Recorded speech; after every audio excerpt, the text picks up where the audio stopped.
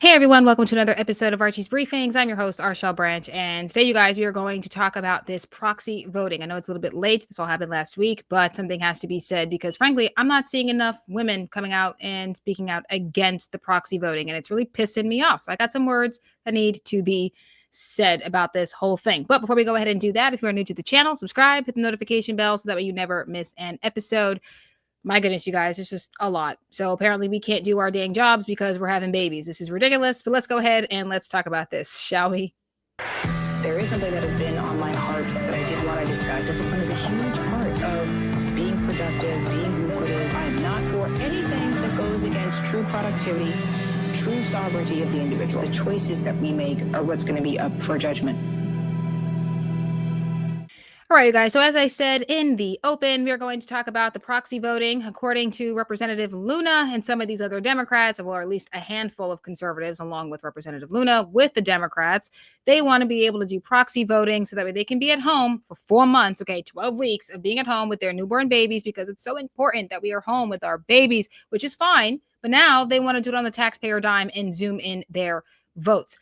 According to Representative Luna and the rest of these Democrats, we are anti-family. Mike Johnson, Speaker of the House, and conservatives like myself are anti-family because we don't think that you should be allowed to zoom in your call. What?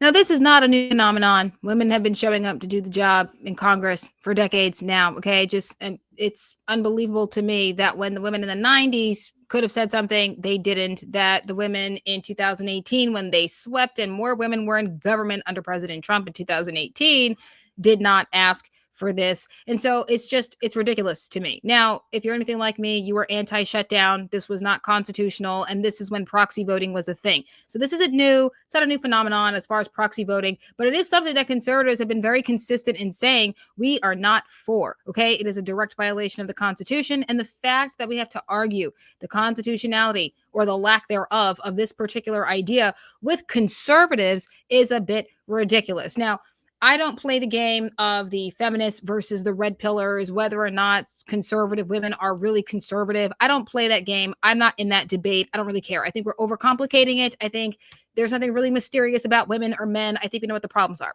However, with that being said, I find that the so-called conservative women like Representative Luna is problematic. Are you really a conservative woman?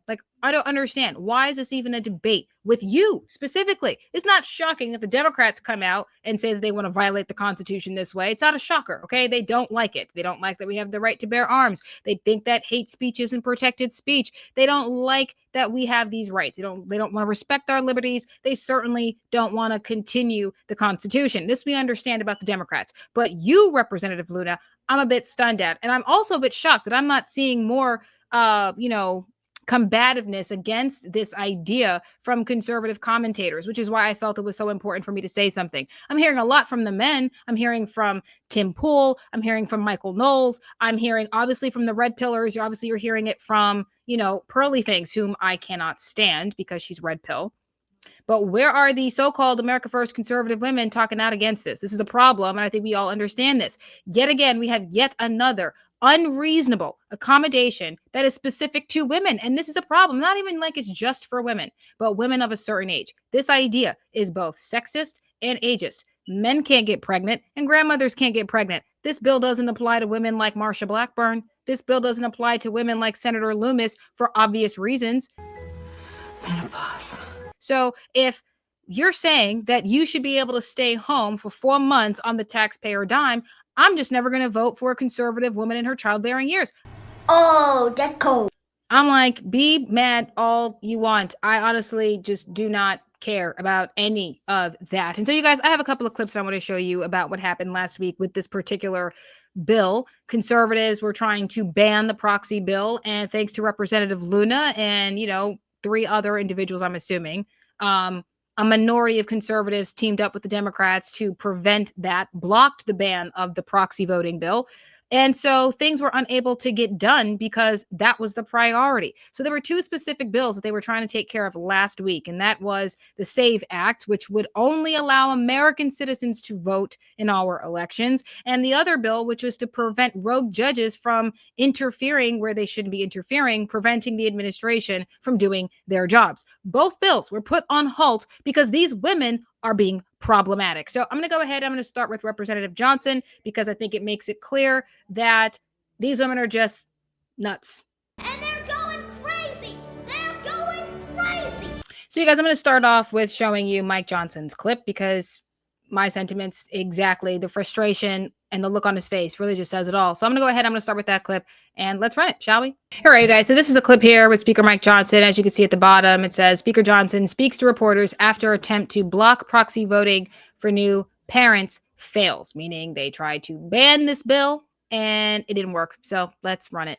Well, it's a very disappointing result on the floor there. A handful of Republicans joined with all the Democrats to take down a rule. That's rarely done. It's very unfortunate in this case. 96% of House Republicans voted against proxy voting because they believe it's unconstitutional and they agree that it would open a Pandora's box. And so that's what we just saw. Let me just make this clear. That rule being brought down means that we can't have any further action on the floor this week. That means we will not be voting on the SAVE Act for election integrity. We will not be voting on the rogue judges who are attacking President Trump's agenda. We will not be taking down these terrible Biden policies with the CRA votes. All that was just wiped off the table. It's very unfortunate. We'll regroup and come back and we'll have to do this again. Mr. Speaker, were you asking for too much? All right. So you saw that, you heard that. And so what does it mean? That the America First agenda has taken a back burner simply because these women are problems. And so we can't do the job in which we were hired to do because we have to deal with your newborn babies. This is not the responsibility of the taxpayer to deal with your children. It's not the responsibility of the legislative bodies to deal with your children, okay? They're bringing their babies to Congress to argue why they should be able to do this.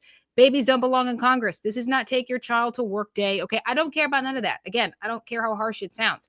If you think that you should stay home with your children, then don't run for office and stay home with your children. I'm not knocking that. I'm not mad at that. I'm not even mad at the woman who wants to hold down the job, run for office, have her children, be married, not be married. I don't do your thing. I'm not prescribing lifestyles here. But when your choices interfere with the work of the people, yeah, I got a problem with that. And this is absolutely ridiculous. I'm going to come out of this. And so now what does this actually mean for the America First agenda if we have to worry about women and their babies? I'll tell you what, like I said, I will never be voting for a woman in her childbearing years. I will not do it. I'm voting for men and I'm voting for grandmothers. If you are neither of the two, I don't want to vote for you. Now, if it is extreme circumstances and the 30-year-old America First conservative female is the only America First candidate on the stage, then that's who I'm voting for, obviously. But my preference is the man or the grandmother. We have to remember that when this country was founded, okay, government was created by men. So, of course, when they founded it, they were not thinking about proxy voting for women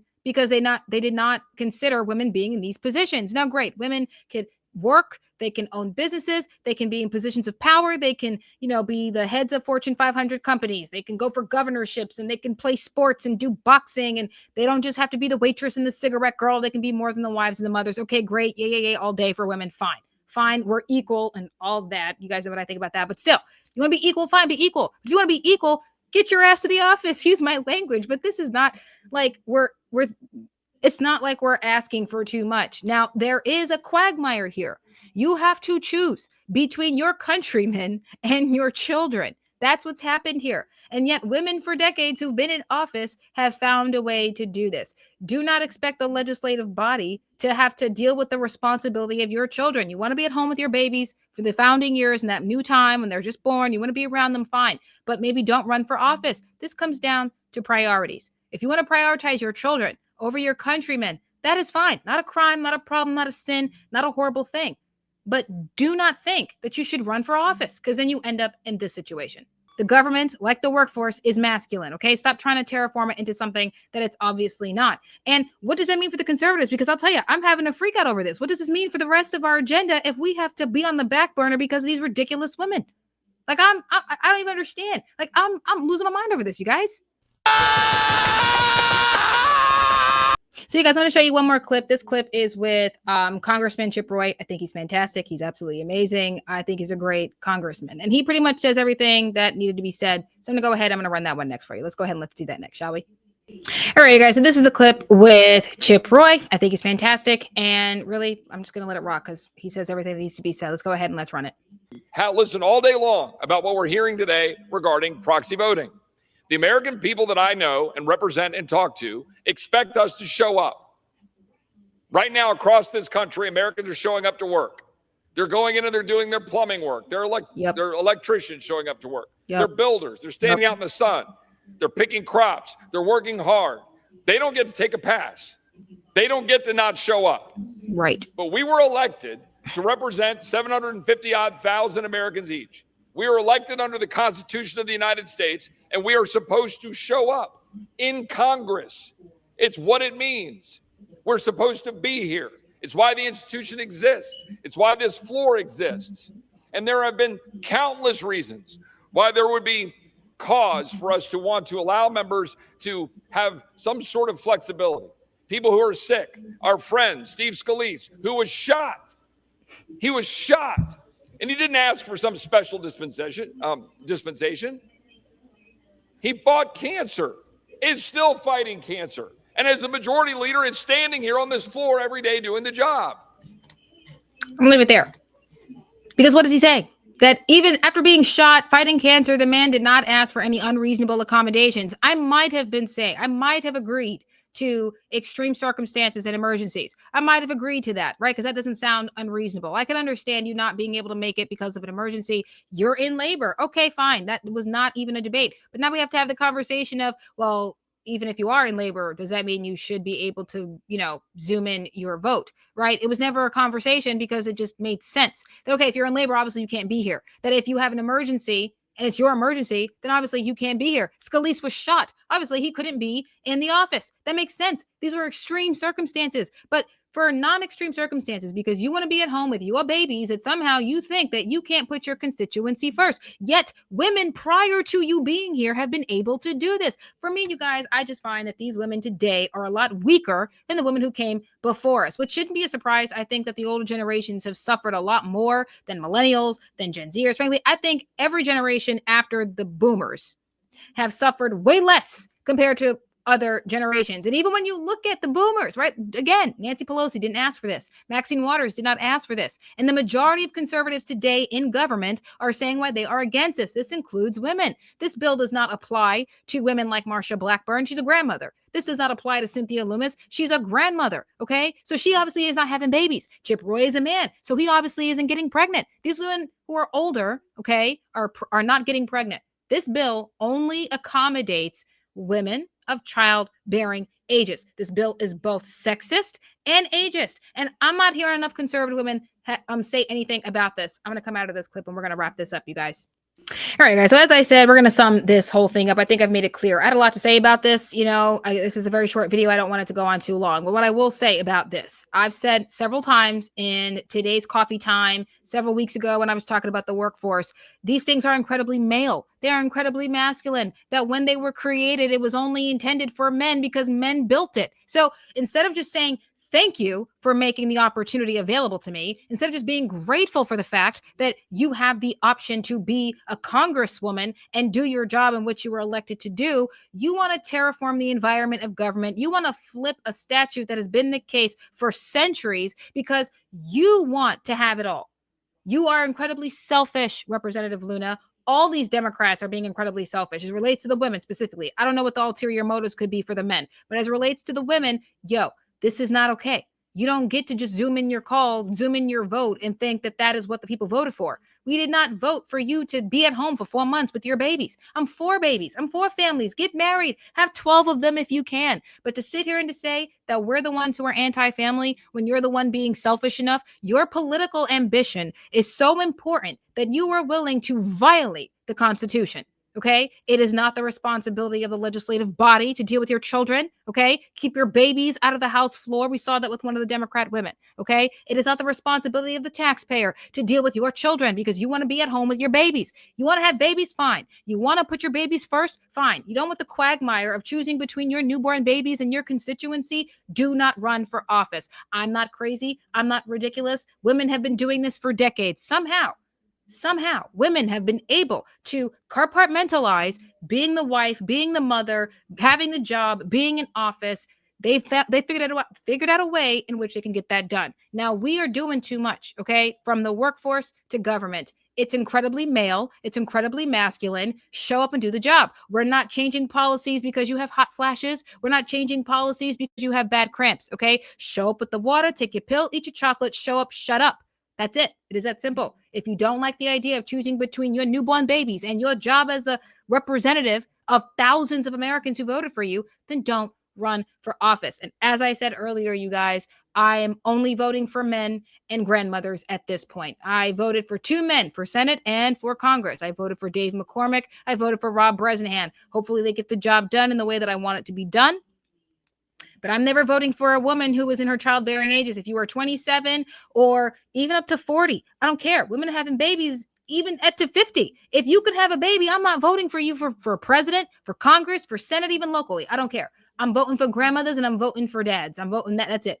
Dads and grandmas, that's all I'm voting for. Okay. I'm not voting for younger women, because if you think that I voted for you to be at home with your babies for 4 months, if you can't choose we the people over your children, which I understand, well, then don't run for office. It is that simple. You guys get in the comment sections and let me know what you think about this, because again, I think this is ridiculous. Representative Luna does not come across as a conservative woman to me. You are incredibly liberal. Your political ambitions are more important than your children, because rather than just choose your babies over the job of being a congresswoman, you're deciding to flip the Constitution on its head. Either we abide by the law of the land or we don't. Either we're constitutionalists or we're not. Either we believe that men have their place and women have theirs as conservative women, or we don't believe that. I'm not telling you not to build a business. I'm not telling you not to run for office. I'm not telling you not to go out there and reach your full potential. I'm not saying any of that. What I am saying is maybe some things should come first. Stop trying to terraform the workforce. Stop trying to terraform the government. It just makes sense to me that if you want to be in office, don't have babies right now. If you're having babies is more important, then hold off on running for government. Priorities, okay? It's God, then family, then country. And for women, when you're in your childbearing years, I think maybe you should just focus on that before you try to take on the responsibility of thousands of people who expect you to show up. So like I said, get in the comments, let me know. You all have a good night. Love you. God bless, and Kepler.